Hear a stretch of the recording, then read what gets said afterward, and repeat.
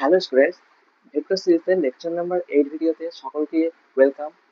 আজ আমরা lecture number 8 ভিডিওতে চলে এসেছি। আজ তোমাদেরকে কয়েকটি স্পেশাল টাইপের নিউমেরিক্যাল শেখাবো এবং আগের লেকচারেও আমি তোমাদেরকে কয়েকটি নিউমেরিক্যাল শিখেছিলাম। তোমরা যদি সেটা না ওয়াচ করে থাকো তো এই ভিডিও ডেসক্রিপশন বক্সে লিঙ্ক দেওয়া আছে, সেখান থেকে চাইলে তোমরা সম্পূর্ণ ওয়াচ করতে পারো ভিডিওটি। তো চলো স্টুডেন্টস, আজকের ভিডিওটিতে চলে আসা যাক। আজকে বেসিক্যালি তোমাদেরকে যে নিউমেরিক্যাল গুলো করাবো তার যদি কোয়েশ্চেনটা তোমরা নিতে চাও, যেহেতু আমি কোয়েশ্চেন লিখে তোমাদেরকে টাইম ওয়েস্ট করতে চাচ্ছি না, যদি কোয়েশ্চেন গুলো তোমরা নিতে চাও তাহলে ফিজিক্স ক্লাসরুম হোয়াটসঅ্যাপ চ্যানেল, এই ফিজিক্স ক্লাসরুম হোয়াটসঅ্যাপ চ্যানেলকে ফলো করো। এই হোয়াটসঅ্যাপ চ্যানেলের লিঙ্ক তোমাদের ডেসক্রিপশন বক্স এবং কমেন্ট সেকশনে দেওয়া থাকবে, কমেন্ট সেকশনে দেওয়া থাকবে এমনকি ডেসক্রিপশন বক্সেও দেওয়া থাকবে।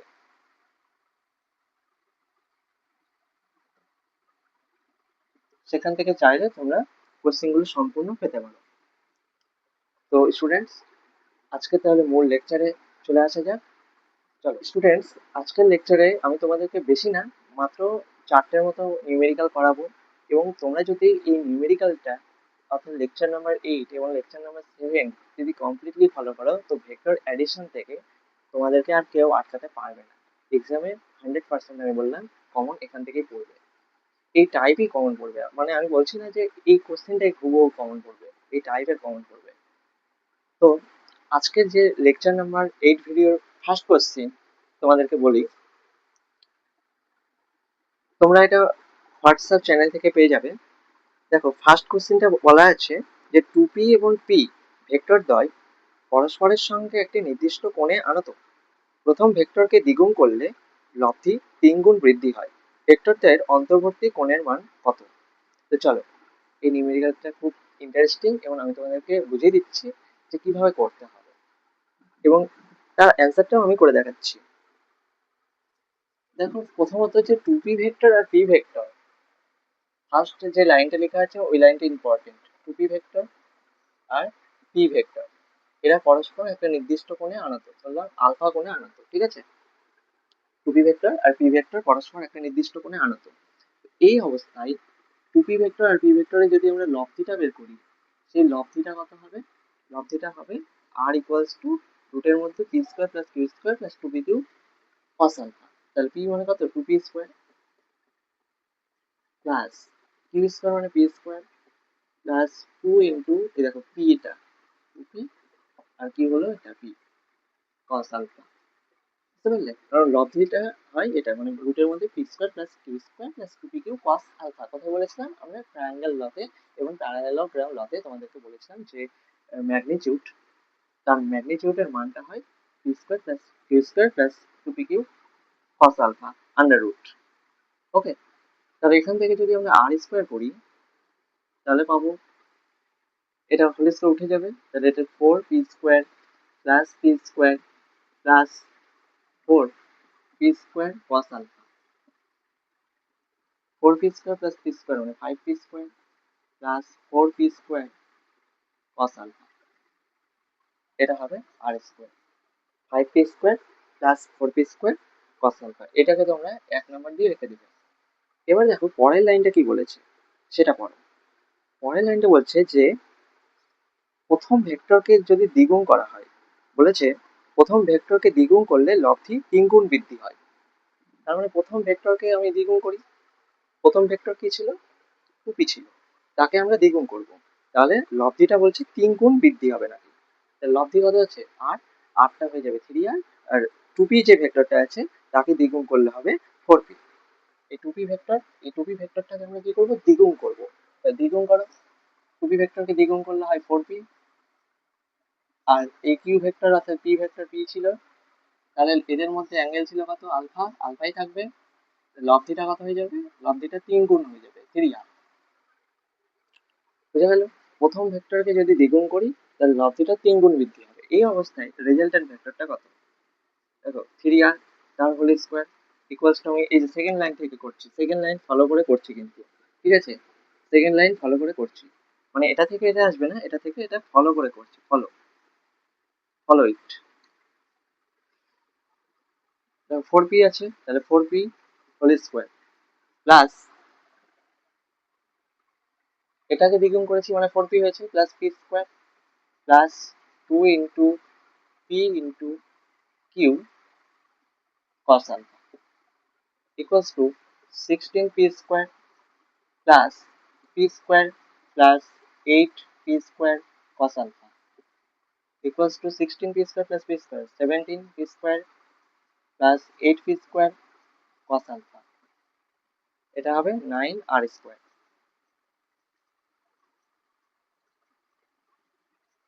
9r স্কোয়ার, তাহলে 9r স্কোয়ার ইকুয়ালস টু কি হলো যে 17p square plus 8p square cos alpha। এক কাজ করছি আমরা যে r স্কোয়ার ইকুয়ালস টু লিখছি 9টা ভাগ করে দিচ্ছি 17/9 p square plus 8/9 p square cos alpha, এটা করতেই পারি, এটাকে দিব 2 নম্বর ইকুয়েশন। ওকে, এবার দেখো এই আর স্কোয়ার 1 নম্বর ইকুয়েশন আর 2 নম্বর ইকুয়েশন আছে, এই 1 এবং 2 নম্বর ইকুয়েশন থেকে আর স্কোয়ারের ভ্যালু দুটো সমান করতেই পারি। সমান করলেই আমাদের যে মেন অ্যান্সারের পারপাস বা যে উদ্দেশ্যে আমরা এগোচ্ছি সেটা আমরা পেয়ে যাবো। তো চলো সমান করে দিই।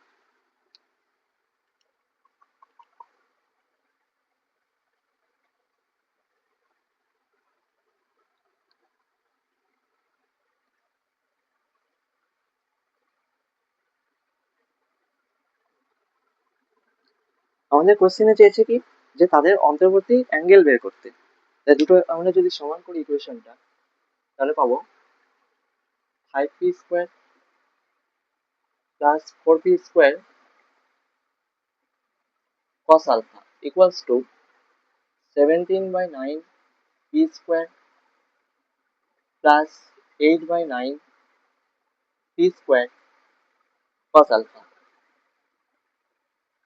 ওকে, তাহলে আমরা পাচ্ছি যে 5p square plus 4p square cos alpha equals to 17/9 p square plus 8/9 p square cos alpha। এবার আমরা কি করব, এক কাজ করি যে p স্কোয়ারের পার্টগুলোকে লেফট হ্যান্ড সাইডে নিই আর p square cos alpha পার্টগুলোকে RHS অর্থাৎ রাইট হ্যান্ড সাইডে নিই, দিয়ে ক্যালকুলেশন করি, তাহলে ইজি হয়ে যাবে। তো চলো ক্যালকুলেশনটা দেখো, আমার সাথে সাথে তোমরাও ক্যালকুলেশনটা করতে থাকো। দেখো 5p স্কোয়ার, যদি 5p স্কোয়ারটা কমন নিয়ে নিই তাহলে 5/17/9 p স্কোয়ার হচ্ছে equals to 8/9 minus 4 p square cos alpha equals to 45 minus 17/9 into p square equals to 8 minus 36/9 into p square cos alpha equals to, এটা মাইনাস মাইনাস নেই 28/9 p square equals to minus 28/9 p square cos alpha। ওকে, তাহলে এখান থেকে দেখো যে 28/9 আর 28/9 কেটে দিতে পারি, পি স্কোয়ার কেটে দিতে পারি, কেটে দিলে থাকে cos alpha ultimately -1। cos alpha এর কত ভ্যালু -1? cos alpha এর ভ্যালু হচ্ছে কত ভ্যালু -1, যদি আলফাটা 180 ডিগ্রি হয় তার ভ্যালু -1 পাবো। আশা করি এই অঙ্কটা তোমরা বুঝতে পেরেছো স্টুডেন্টস।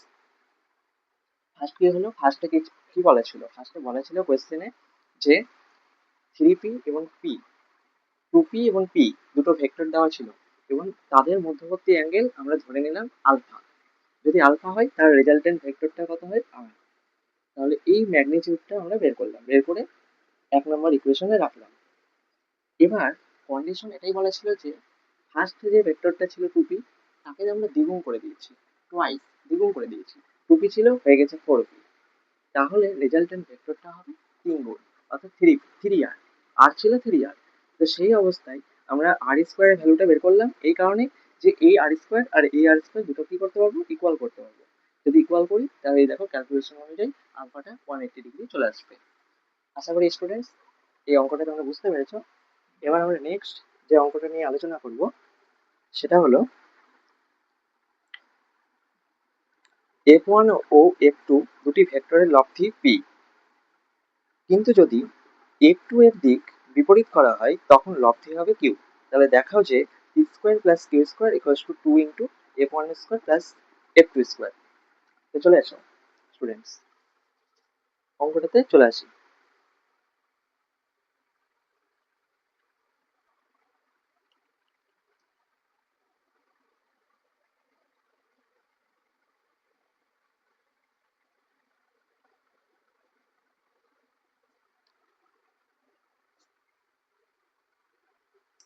বলেছে যে এফ ওয়ান এবং এফ টু দুটো ভেক্টর আছে। একটা ধরলাম এফ ওয়ানটা এদিকে আছে আর এফ টুটা এদিকে আছে। এফ ওয়ান আর এফ টু দুটো ভেক্টরের লব্ধি বলেছে কি, লব্ধিটা বলেছে মনে করো এফ ওয়ানটা এই বরাবর আছে আর এফ টুটা আছে এই বরাবর, এই বরাবর ভেক্টর, ঠিক আছে। তাহলে এফ ওয়ান এফ টু দুটো ভেক্টরের লব্ধি বলেছে পি। এখান দিয়ে যে লব্ধিটা টানবো সেই লব্ধিটা হবে পি ভেক্টর, পি। তাহলে পি যদি হয় তাহলে পি ভেক্টরের আমরা ম্যাগনিটিউড আমরা লব্ধি তো জানি যে পি যদি লব্ধি হয়, লব্ধিটা হয় হচ্ছে এদের মধ্যবর্তী অ্যাঙ্গেল ধরে নাও আলফা, কিছু তো বলে নাই, তাহলে আলফা ধরো। তাহলে f one square plus F two square plus 2f1 f2 cos alpha. কেন? কারণ এটাই লব্ধের ফর্মুলা। ওকে, যদি এফ ওয়ান ভেক্টর এবং এফ টু ভেক্টর তাদের মধ্যে অ্যাঙ্গেল ধরে নিলাম আলফা এবং তাদের লব্ধি বলে দেওয়া আছে যে এটা হচ্ছে পি, তাহলে লব্ধিটা আমরা জানি যে রুটের মধ্যে p square plus Q square plus 2p2 cos alpha হয় আর ভেক্টর ইকুয়ালস টু, এখানে যেহেতু লব্ধি পি আছে তাহলে পি বসালাম, পি এর জায়গায় এফ ওয়ান আছে এফ ওয়ান স্কোয়ার বসালাম, কিউ এর জায়গায় এফ টু আছে এফ টু স্কোয়ার বসালাম। ওকে, তাহলে under root f one square plus F two square plus 2f1 f2 cos alpha, এটা হচ্ছে লব্ধি ফার্স্ট কন্ডিশন। কিন্তু সেকেন্ড কন্ডিশনটা দেখবে ফার্স্ট কন্ডিশন যেটা আছে সেটা হুবহু কপি করবে, কপি করবে কোন ফর্মুলাতে, আর ইকুয়ালস টু রুটের মধ্যে p square plus Q square plus 2p2 cos alpha, এই ফর্মুলাতে। নেক্সট বলেছে যে যদি এফ টু এর দিক বিপরীত করা হয়, অর্থাৎ এফ টু এটা আছে তাদের মধ্যে অ্যাঙ্গেল কত আলফা, এবার যদি বিপরীত করে দিই মানে এদিকে নিয়ে যাই, এটা হবে কোন দিক, মাইনাস এফ টু এর দিক, একই না হবে। এবার দেখো আগুন লাগবে, এটা যদি আলফা হয় এই পুরো অ্যাঙ্গেলটা কত 180 ডিগ্রি, তাহলে এই অ্যাঙ্গেলটা কত 180 ডিগ্রি মাইনাস আলফা হবে এই অ্যাঙ্গেলটা, অর্থাৎ এফ মাইনাস এফ টু আর এফ ওয়ান এর মধ্যে অ্যাঙ্গেল এটা। এবার যেহেতু minus f two f two এর দিক বিপরীত করেছি, এই অবস্থায় লব্ধিটা কোন দিকে নেবে, এইদিকে। এইদিকে লব্ধি নেওয়া মানে কি, এটা আমরা বলেছিলাম যে এস ভেক্টর, এস ভেক্টর মানে হচ্ছে সাবস্টিটিউট হয়, সাবট্রাকশন হয়, অর্থাৎ ভেক্টরের বিয়োগে আমরা বলেছিলাম যে এটা লব্ধি বের করার সূত্র কি, এখানে একটা মাইনাস হয়ে যায়। যাই হোক আবার বলছি, এই অবস্থায় তাদের লব্ধি কত বলেছে, তাদের বলেছে লব্ধি কিউ হবে, কিউ। তাহলে কিউটা কত হবে সেটা দেখতে হবে।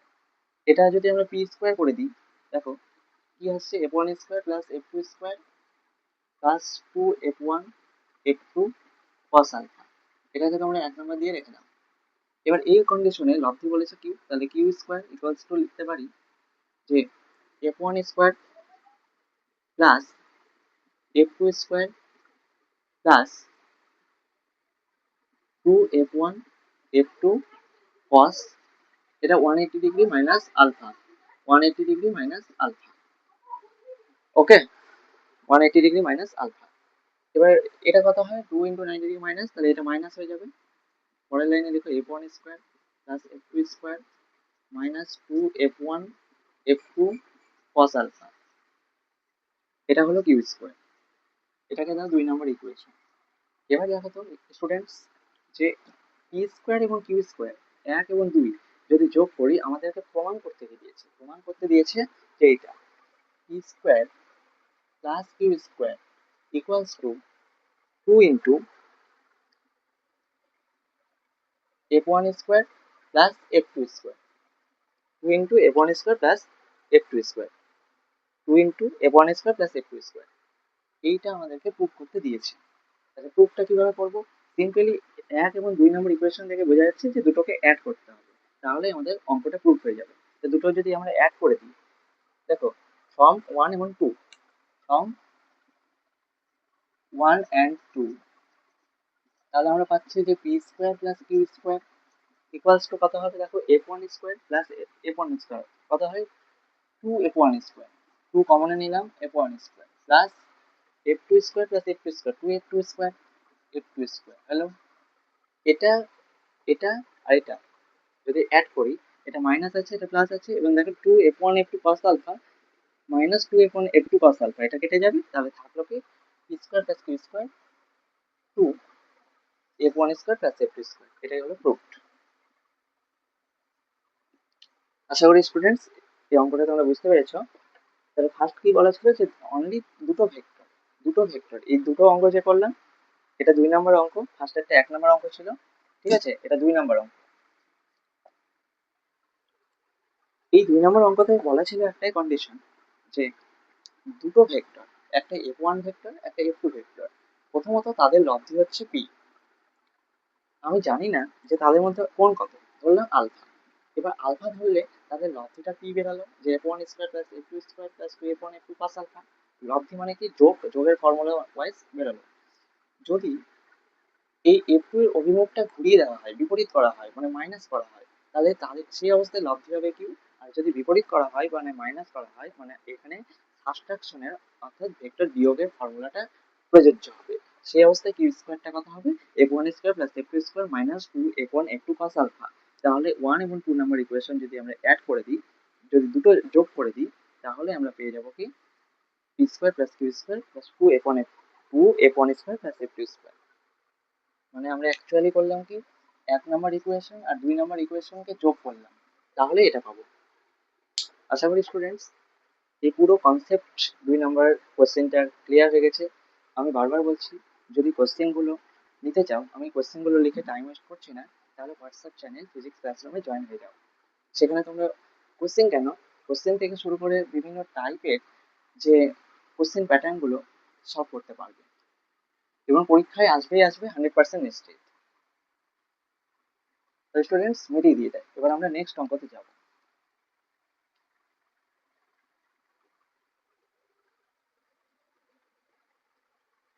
স্টুডেন্টস এবার একটা লাস্ট অঙ্ক করাবো, এই অঙ্কটা করলেই এই লেকচারটা কমপ্লিট হয়ে যাবে, এবং আমি তোমাদেরকে একটা এইচডাব্লিউ দিব। এই এইচডাব্লিউটার অ্যান্সার তোমরা কিন্তু অবশ্যই কমেন্ট সেকশনে জানাবে কত এসছে। তো দেখো নেক্সট অঙ্কটা যেটা আছে ওটা খুব বেস্ট, ঠিক আছে। ভেক্টরের সাহায্যে প্রমাণ করো যে কোনো ত্রিভুজের দুটি বাহুর মধ্যবিন্দুদ্বয়ের সংযোজী রেখা ত্রিভুজটা তৃতীয় বাহুর সমান্তরাল ও অর্ধেক। এই কোয়েশ্চেনটা দেখে তোমরা অনেকেই বুঝতে পেরে গেছো, যেটা তোমরা ক্লাস 10-এ প্রুভ করেছিলে উপপাদ্যতে। ওই উপপাদ্যতে প্রুভ করেছিলে অ্যালজেব্রার সাহায্যে, এবং এটা আমরা ভেক্টরের সাহায্যে প্রুভ করে দেখাবো। তো চলো, ভেক্টরের সাহায্যে প্রমাণ করো যে কোনো ত্রিভুজের দুটি বাহুর মধ্যবিন্দুদ্বয়ের সংযোজী রেখা ত্রিভুজটা তৃতীয় বাহুর সমান্তরাল এবং অর্ধেক। ঠিক আছে, আগে ভেক্টরের ছবিটা আঁকি। 3 নম্বর অঙ্ক, ঠিক আছে, 3 নম্বর।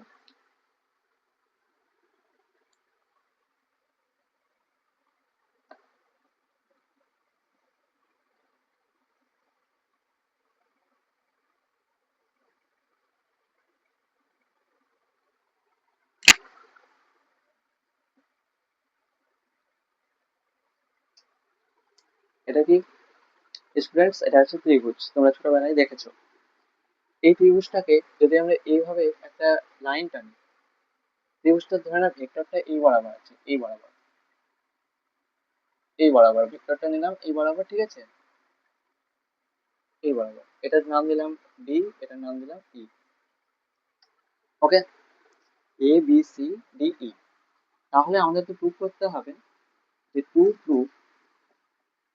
প্রুভ করতে হবে কি এই যে ডি যেটা আছে এটা বিসির সঙ্গে প্যারালাল, ডিটা প্যারালাল হবে বিসির সঙ্গে, ডিটা বিসির সঙ্গে প্যারালাল হবে। এটা আমাদেরকে প্রুভ করতে হবে। কিভাবে এগোবো, ফার্স্টে দেখো, আমরা যদি ট্রায়াঙ্গেলটা নিই এবিসি, তোমরা বুঝতে পারছো তো যে কি প্রুভ করতে হবে। আমরা ভেক্টরের সাহায্যে প্রুভ করতে যাব যে একটা ত্রিভুজ নিয়েছি, তো এই ত্রিভুজটার যে বিসি ডি বাহুটা বিসি বাহুর সঙ্গে প্যারালাল, এটা প্রুভ করবো। এটা যদি কোশ্চেনে দেওয়া আছে তোমাদেরকে কি, কোশ্চেনে যদি ফরম্যাটটা বলি তোমাদেরকে, কোশ্চেনে দেওয়া আছে যে ভেক্টরের সাহায্যে প্রমাণ করো কোনো ত্রিভুজে দুটি বাহুর মধ্যবিন্দু দ্বয় সংযোজী রেখা। দেখো এটা একটা ত্রিভুজ, তো এই ত্রিভুজে দুটা বাহু মানে এবি বাহু আর হচ্ছে এসি বাহু। প্রশ্নটা আমি বুঝিয়ে দিই, প্রশ্নটা কিন্তু বোঝাটা মেইন। আর প্রশ্ন যদি বুঝতে না পারো ফিজিক্সের অঙ্ক একটাও নামবে না, এটা হচ্ছে সাফ কথা। ভেক্টরের সাহায্যে প্রমাণ করো যে কোনো ত্রিভুজে দুটি বাহু অর্থাৎ এবি বাহু এবং এসি বাহু তার মধ্যবিন্দু কি একটা ডি একটা ই। এদের সংযোজী রেখাটা মানে ডিটা, সংযোজী রেখা মানে ডি, এটা বিসির সঙ্গে প্যারালাল, বিসির সঙ্গে প্যারালাল। এটা প্রুভ করতে হবে না, বিসির সঙ্গে প্যারালাল এবং অর্ধেক, মানে আরেকটা প্রুভ করতে বলেছে। এটা শুধু না যে সংযোজী রেখাটা বিসির সঙ্গে প্যারালাল কিন্তু অর্ধেক, মানে ডিটা হবে হাফ ইন্টু বিসি, এইটা মানে বিসির অর্ধেক এবং বিসির প্যারালাল। তাহলে ফার্স্ট আমরা কি করব, যে ট্রায়াঙ্গেল এবিসি থেকে দেখবে, কি দেখতে পাচ্ছি আমরা এবিসি থেকে, AB plus BC equals to AC, এটা। এবার তোমরা চোখ বন্ধ করে হাফ গুণ করে দাও, এলএইচএস এবং আরএইচএস এ হাফ গুণ করো। কেন গুণ করতে হবে এটার কারণ আছে বলছি।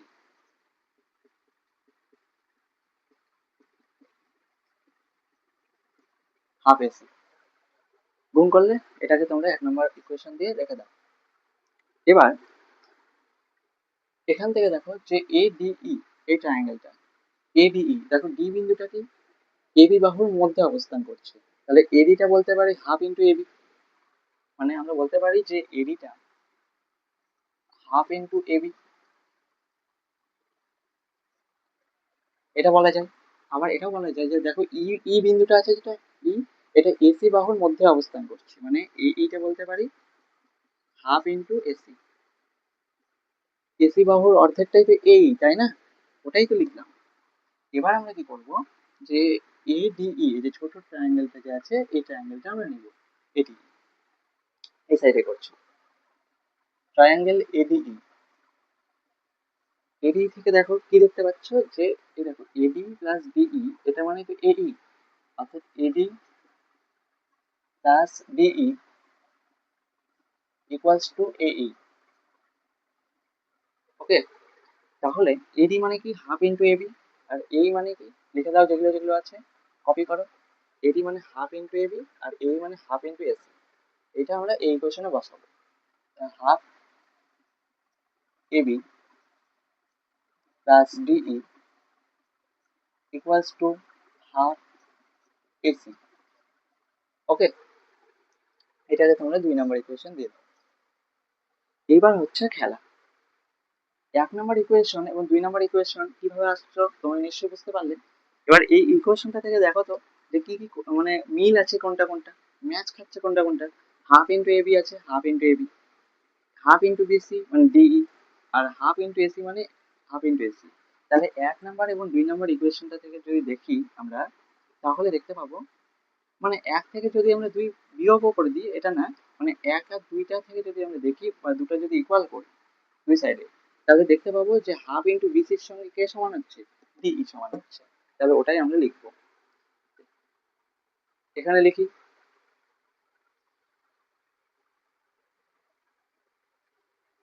দেখো এটা ছিল 1 নম্বর ইকুয়েশন।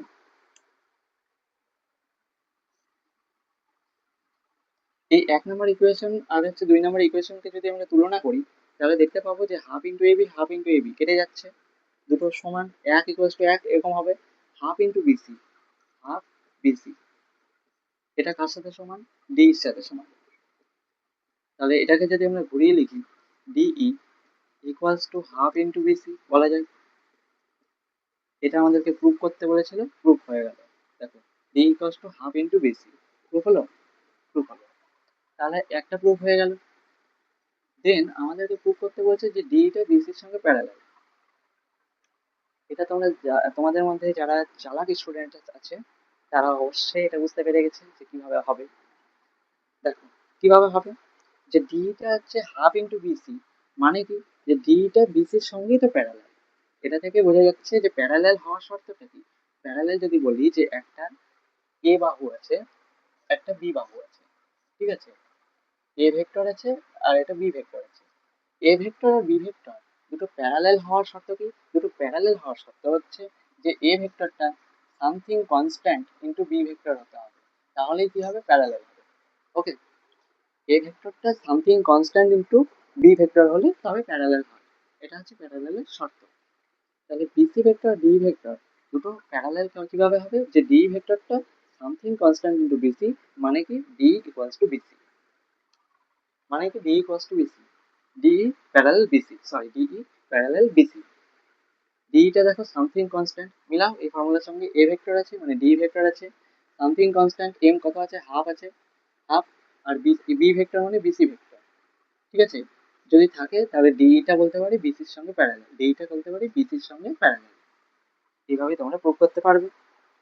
আশা করি স্টুডেন্টস এই পুরো ম্যাথটা তোমরা বুঝতে পেরেছো। এবার আমি তোমাদেরকে একটা এইচডাব্লিউ দেবো, যে এইচডাব্লিউটার অ্যান্সার আমি আশা করবো তোমরা পারবে, এবং তোমরা অবশ্যই কমেন্ট সেকশনে জানাবে যে কত আসছে অ্যান্সারটা। দিয়ে আজকের লেকচারটা আমরা কমপ্লিট করছি। তো স্টুডেন্টস তোমাদের এইচডাব্লিউটা দেখো, যে এইটা, যে ঠিক দুটি সমান মানের ভেক্টরের লব্ধি কি ওদের প্রত্যেকের মানের সমান হতে পারে? দুটি সমান মানের ভেক্টরের লব্ধি কি ওদের প্রত্যেকের মানের সমান হতে পারে? এটা তোমাদের এইচডাব্লিউ। এখানে বলে রাখি যে হ্যাঁ বা না, এটা তো আসবেই, তার সঙ্গে কন্ডিশন আসবে। ফিজিক্সে শুধুমাত্র হ্যাঁ বলে দিলে হয়ে গেল তা বললে চলবে না, প্রুফটা দেখাতে হবে। তো তোমরা তো আর কমেন্ট সেকশনে প্রুফ দেখতে চাই না, তোমাদের তোমাদের এক্সাক্ট অ্যান্সারটা চাই, যে এখানে একটা অ্যাঙ্গেল বেরোবে, ঠিক আছে, আমি লিখে রাখলাম অ্যাঙ্গেল বেরোবে, ঠিক আছে, অ্যাঙ্গেল। এই অ্যাঙ্গেলের মানটা কত হবে সেই অ্যাঙ্গেলের মানটা আমি জানতে চাই, যে 60 ডিগ্রি হবে না 180 ডিগ্রি হবে, সেই অ্যাঙ্গেলটা আমি জানতে চাই। সেই অ্যাঙ্গেলটা কত বেরোচ্ছে তোমরা অবশ্যই এটা কমেন্ট সেকশনে জানাবে, কমেন্ট সেকশনে পড়ে অঙ্কটা জানাবে। ওকে। তো স্টুডেন্টস আজকের ভিডিওটি ছিল ঠিক এই পর্যন্তই। যদি তোমাদের ভিডিওটি একটু উপকারে আসে তাহলে অবশ্যই ভিডিওটিতে একটা লাইক করে দিও, এবং বন্ধুদের সাথে বেশি বেশি করে শেয়ার করো। এবং আমি তোমাদেরকে সবশেষে যে কথাটা বলি, তোমরা ভালো থেকো, সুস্থ থেকো, এবং সদা সর্বদা ফিজিক্স ক্লাসরুম চ্যানেলের সঙ্গে জুড়ে থেকো।